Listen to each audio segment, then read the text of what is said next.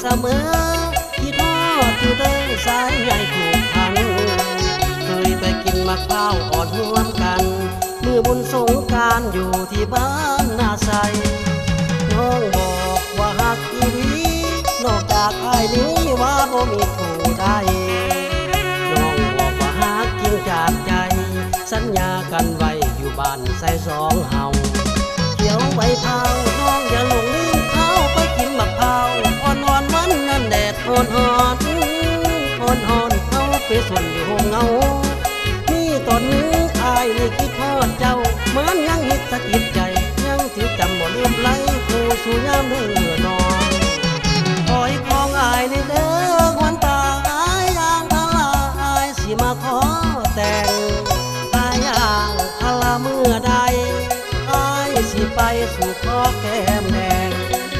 คิดฮอดตอนยำกินข้าวแลงคิดฮอดเจ้าเหตุอายจึงโทร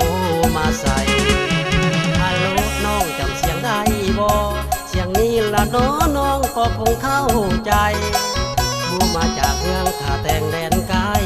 ด้วยความห่วงใยเจ้าอยู่ทุกนาทีโอ้วันนี้สัญญาณหนีได้ง่ายโอ้ผ่านมาบ่ได้สัญญาณน้องว่าบ่มี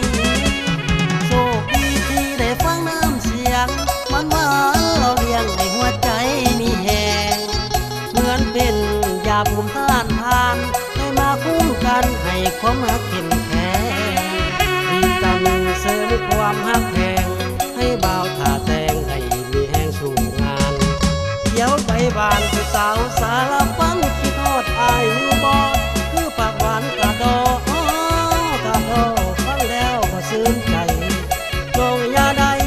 มีไม่ใจสองบ่าวท่าแตงยังคอยหวังแต่งดอก